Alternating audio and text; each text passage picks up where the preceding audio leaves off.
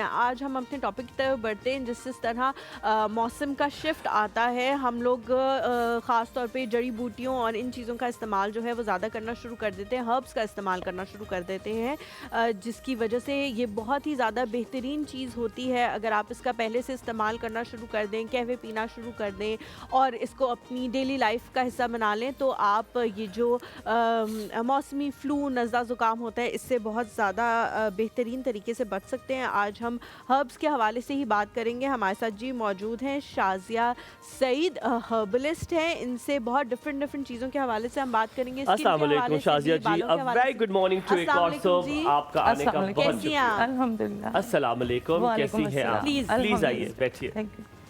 अच्छा शाज़िया जी, सबसे पहले हम अक्सर लोगों की अब पहले से मेंशन्स होती है, तो अब हम वाइब जो मैचिंग होती है उसके बारे में सबसे पहले बात करते हैं। सबसे पहले बहुत शुक्रिया आने के लिए। थैंक यू सो मच आपके बुलाने का। आप जैसे ही अंदर आई हैं तो वो जो घर में नहीं बल्कि जो खानदान में एक होती है ना बड़ी, जिनसे आप जाके हर बच्चा फ्रैंकली बात कर लेता है और कहता है कि आप बताएं कि इसका क्या करूं, मेरी अम्मी तो नहीं सुन रही है। तो मुझे आपसे वो वाली वाइब आई है कि आप खानदान की वो खातून है जिनके पास हर कोई चला जाता है, जिसे ना कभी आपने डांटा ना कभी शोर किया सिवाय अपने शौहर के अलावा। आपने कभी किसी को नहीं डांटा?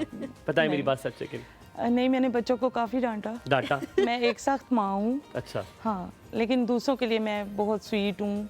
दूसरों के लिए मेरे अंदर जो पोलाइटनेस है वो काफ़ी। तो खानदान की वो खातून है जिनके पास हर कोई आ सकते हैं। हाँ, मुझे लग गया कि आपके पास आ जाते हैं। अल्लाह ताला सलामत रखे आपके बेटे को भी, जो आपके साथ आज मौजूद है।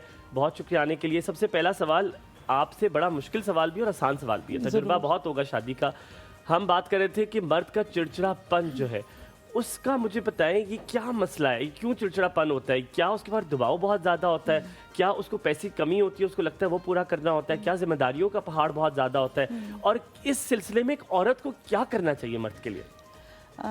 बेसिकली जो मेंटल सेटिस्फेक्शन है ना, वो सबसे ज़्यादा ज़रूरी होती है। कि अगर कोई इंसान ज़हनी तौर पे हर तरफ से इजी है, घर की तरफ से, जॉब की तरफ से, बच्चों की तरफ से, माशरे की तरफ से, तो वो कभी भी गुस्सा नहीं करेगा।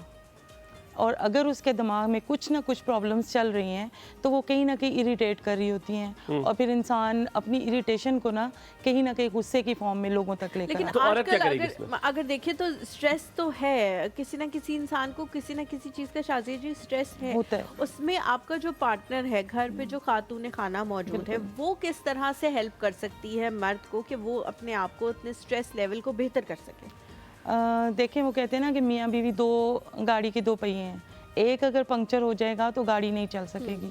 तो फिर ज़ाहिर है अल्लाह ताला ने एक रिश्ता ऐसा बनाया है कि जहाँ पे आप एक दूसरे को सुकून दें, तवज्जो दें और एक दूसरे का साथ दें। जब एक दूसरे का साथ दिया जाता है ना, तो प्रॉब्लम्स कम हो जाती हैं, रिश्ते में सुकून आ जाता है, और फिर इंसान एक दूसरे के साथ जब मिल के चलता है ना, तो ज़िंदगी खूबसूरत हो जाती है।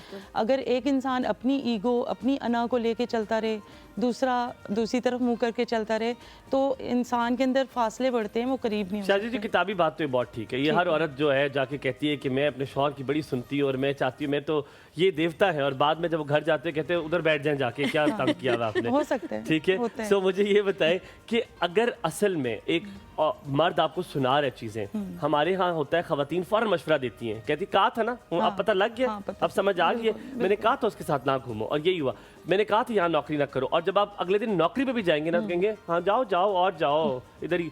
तो ये जो चीज़ है ना, ये मर्द को और टॉर्चर करती है। तो एक औरत को क्या करना चाहिए?